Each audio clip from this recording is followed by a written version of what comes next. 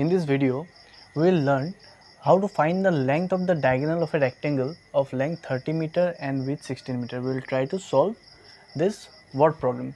Okay, number 1 is this and number 2 is the area of a square field is 49,284 meters square. Find the cost of fencing the field at rupees 15 per meter. So these are the two word problems we will try to solve, and let's start the video. So as the question asked, find the length of the diagonal of a rectangle of length 30 meter and width 16 meter. I have already drawn a rectangle and the length is 30 meter and the width, that is the breadth is 16 meter. Now we are asked to find the length of the diagonal. I mean এই length to উলিয়াব লাগিব, diagonal measurement to উলিয়াব লাগিব. Okay, so diagonal measurement to উলিয়াবলৈ গ'লে আমি ইয়াত এটা theorem এটা ইউজ হ'ব. এই theorem টো হৈছে আমাৰ Pythagoras theorem. Okay, Pythagoras theorem আমাৰ ইয়াত ইউজ হ'ব. আমি সবাই জানো Pythagoras theorem টো কি আছিল? hypotenuse square is equals to perpendicular square plus base square. This is our Pythagoras theorem. এতিয়া Pythagoras theorem টো আমি ইয়াত কেলে এপ্লাই কৰিম? Pythagoras theorem টো এপ্লাই কৰিবলৈ হলে অলৱেজ আমি এটা ৰাইট ট্ৰায়াঙ্গল পাব লাগিব, ঠিক আছে? এটা ৰাইট ট্ৰায়াঙ্গল পাব লাগে আমি। Pythagoras theorem টো আমি তেতিয়াহে এপ্লাই কৰিব পাৰো, ৰাইট ট্ৰায়াঙ্গল হলেহে আমি এপ্লাই কৰিব পাৰো। নাও what is right triangle? Right triangle means 90 degree হ'ব লাগিব। So in a rectangle আমি জানো যে every corner is 90 degree only, ঠিক আছে? Every corner is 90 degree. So in a rectangle আমাৰ এই বস্তুটো আছে 90 degree কে আছে। So diagonal এটা rectangle diagonal দুটা থাকিব। Okay, so this one is a diagonal and ইয়াৰ পৰা yellow এটা আমাৰ diagonal হৈ যায়। দুটা triangle ইয়াত ফৰ্ম হৈছে, আমি যিকোনো এটা triangle পিক কৰিলো, ঠিক আছে? আমি এইটো triangle suppose এইটো triangle পিক কৰিব পাৰো, আমি এইটো triangle পিক কৰিব পাৰো। suppose আমি এইটো triangle পিক কৰিলো, এইটো triangle পিক কৰাৰ লগে লগে আমি কি পাই গলো? এই পোৰশনটো যদি মই লওঁ, এই পোৰশনটো এইটো আহি গল, ঠিক আছে? সো এইটো এটা ৰাইট ট্ৰায়াঙ্গল হৈ গল। সো ৰাইট ট্ৰায়াঙ্গল হৈ যোৱাৰ লগে লগে আমি তাত Pythagoras theorem টো এপ্লাই কৰি দিব পাৰিম, ঠিক আছে? সো Pythagoras theorem ত কি আছিল? hypotenuse square. What is the hypotenuse? এইটো সাইড, এই সাইডটোক আমি hypotenuse বুলি ধৰিব লাগিব। and what is the perpendicular? perpendicular টো আমি এইটো ধৰিব লাগিব because ইয়াত 90 ডিগ্ৰী ফৰ্ম কৰিছে এই বেসটোৰ লগত। so this is the perpendicular and this is the base. so what is the formula? What is the theorem? The theorem is hypotenuse square is equals to perpendicular square plus base square.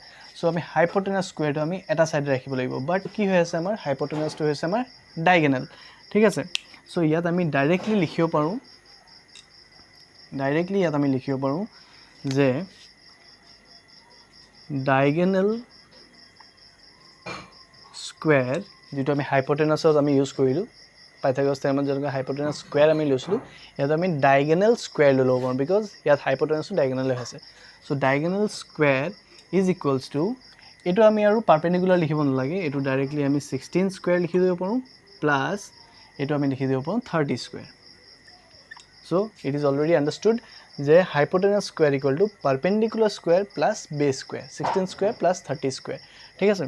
so ইয়াত আমি এটা বস্তু লিখি দিব লাগিব, খালি আমি এটা মেনশন কৰি দিব লাগিব by Pythagoras theorem বুলি, ঠিক আছে? by Pythagoras theorem. এই ফিগাৰটো কিন্তু বনাব লাগিব, এই ফিগাৰটো বনালে বস্তুটো ইমান ইজিলি আন্ডাৰস্টুড হ'ব, ঠিক আছে? সো এটো লিখিলো diagonal square equal to 16 square plus 30 square by Pythagoras theorem. আমাক এতিয়া কি উলিয়াব দিছে? আমাক উলিয়াব দিছে length of the diagonal. diagonal টো হে আমাক উলিয়াব দিছে, আমাক diagonal square উলিয়াব দিয়া নাই, ঠিক আছে? সো diagonal যদি আমাক উলিয়াব দিছে তেতিয়ালে আমি তাৰ যেটো স্কয়াৰ আছে, স্কয়াৰটো আমি অতৰাই দিব লাগিব। So diagonal is equals to, square টো যদি আমি অতৰাই দিম তেতিয়ালে ইকুৱেলৰ হেতু সাইডে আমাৰ স্কয়াৰ ৰুট হৈ যাব। সো ইকুৱেলৰ হেতু সাইডে আমাৰ অলৰেডি 16 square plus 30 square আছিল। so this 16 square plus 30 square will come under this square root. see ইয়াত আমি স্কয়াৰটো অতৰাই দিলো, তো ইফালে আমাৰ স্কয়াৰ ৰুট আহি গল। ওকে, সো ইয়াত আহিব এতিয়া what is 16 square? 16 square is 256 plus what is 30 square? 30 square is 900, ঠিক আছে? ঠিক আছে না? 256 and 900 6, yes, 256 and 900. so which is equals to 1156 square root of 1156 আমি দুটাকে আমি এড কৰিলোঁ এড কৰি আমি স্কোয়াৰ ৰুট অফ 1156 পালোঁ এতিয়া what is square root of 1156 so square root of 1156 আমাক এতিয়া উলিয়াব দিছে আমি ইজিলি উলিয়াই ল'ব পাৰিম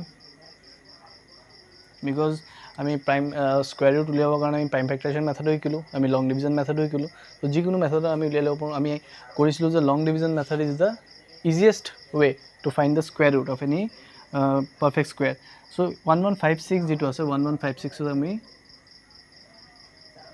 উলিয়ালোঁ 3 3 * 9 256 আহিলে দেন টুৱাইছ কৰিলোঁ ইয়াক সো ইয়াত 6 আছে সো পসিবিলিটিজ আমাৰ 4 আৰু 6 থাকিব সো 64 * 4 কৰিলে 4 16 6 7 1 4 24 25 64 * 4 that is 256 সো 34 আমি পাই গ'লোঁ ইয়াৰ স্কোয়াৰ ৰুট আনসাৰটো ওকে সো গুটেখিনি আমাৰ ইউনিট দিয়া আছিলে মিটাৰ লেংথ দিয়া আছিলে 30 মিটাৰ উইথ দিয়া আছিলে 16 মিটাৰ সো ডায়াগোনালৰ যে লেংথ হ'ব হেতু আমাৰ ইউনিটটো মিটাৰতে হ'ব ঠিক আছে so this will be your answer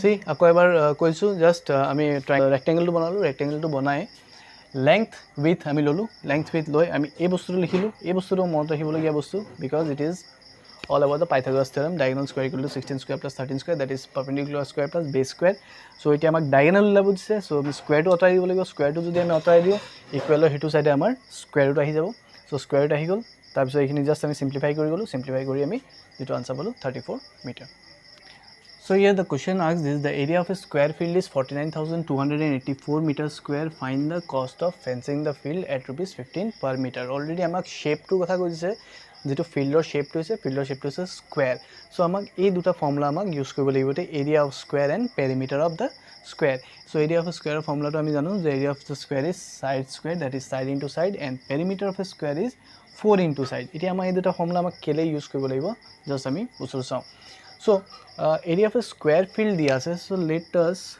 draw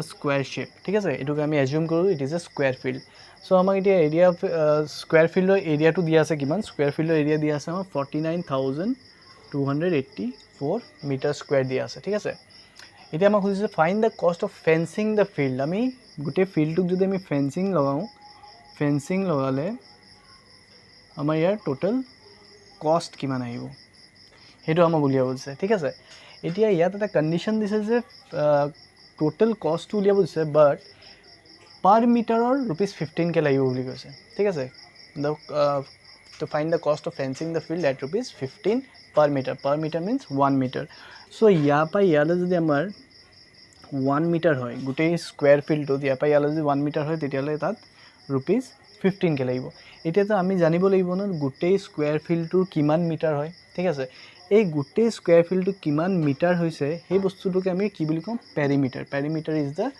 total measurement of the boundary of any shape ঠিক আছে ইয়াত এতিয়া স্কয়াৰ দি আছে তেতিয়ালে আমি স্কয়াৰ শেপ বুলি ক'ব লাগিব কিবা ৰেক্টেংগল দিয়া থাকিলে আমি ৰেক্টেংগল শেপ আমি ল'ব লাগিব সো ৰেক্টেংগলৰ কাৰণে আমাৰ পেৰিমিটাৰ ফৰ্মুলাটো বেলেগ থাকে স্কয়াৰৰ কাৰণে আমাৰ পেৰিমিটাৰ ফৰ্মুলাটো বেলেগ থাকে সো স্কয়াৰৰ কাৰণে যেটো পেৰিমিটাৰ ফৰ্মুলা এটো হৈছে আমাৰ 4 ইনটু সাইড সো ইয়াত আমি এতিয়া আন্ডাৰস্ট্যান্ড কৰিব লাগিব যে ইয়াত আমাক উলিয়াব গৈছে দা cost of fencing the field at rupees 15 per meter আমাৰ 15 rupees কে লাগিব এতিয়া per meter 15 rupees কে লাগিলে আমি total meter টো জানিব লাগিব সো total meter টো জানিবলৈ হলে আমি কি জানিব লাগিব তাৰ perimeter টো জানিব লাগিব সো perimeter টো এতিয়া আমি কেনেকৈ উলিয়াম perimeter ওলোৱাৰ ফৰ্মুলাটো হৈছে perimeter of the square equal to 4 into side so 4 into side এতিয়া আমি সাইডও জানিব লাগিব এই স্কয়াৰৰ এটা সাইড আমি জানিব লাগিব বিকজ আমি এটা সাইড গম পালে হৈ গল স্কয়াৰৰ because all sides are equal so এতিয়া সাইডটো আমি জানিব লাগিব সো সাইড জানিবলৈ হলে আমি এতিয়া কেনে গম পাম এতিয়া সাইড জানিবলৈ হলে আমাক যেটো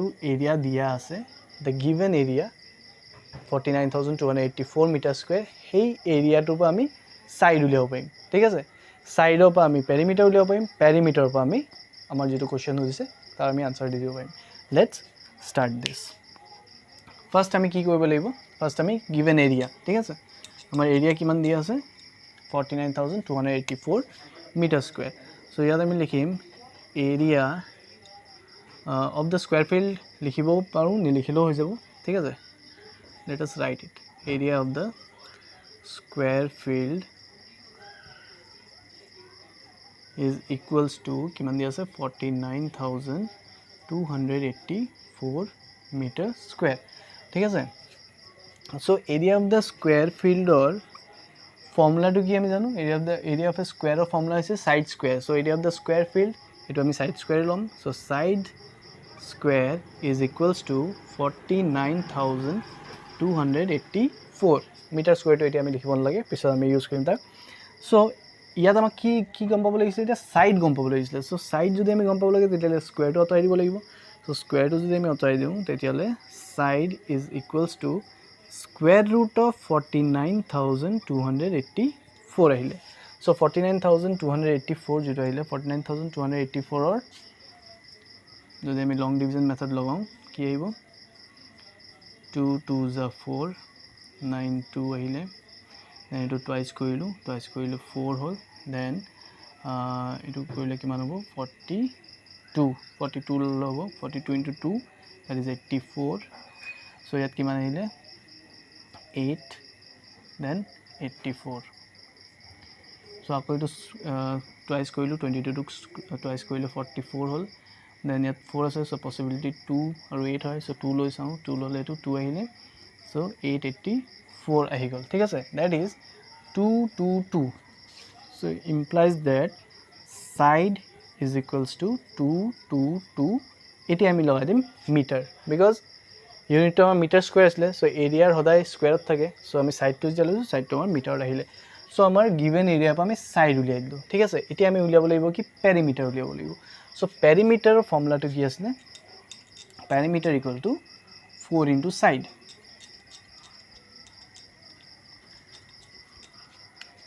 next part here now ya pisot likhim ne ami now perimeter is equals to 4 into side so side to ami kian palo eta 222 meter so 4 into 222 is equals to 888 meter perimeter to ami pai golo 888 meter so ami perimeter pai golo eta last to amar ki asle cost of fencing the field therefore cost of fencing the field at rupees 15 per meter is equals to just ami 888 or logot 15 multiply korile hoy gol so 888 or logot 15 multiply korile amar kian paise ami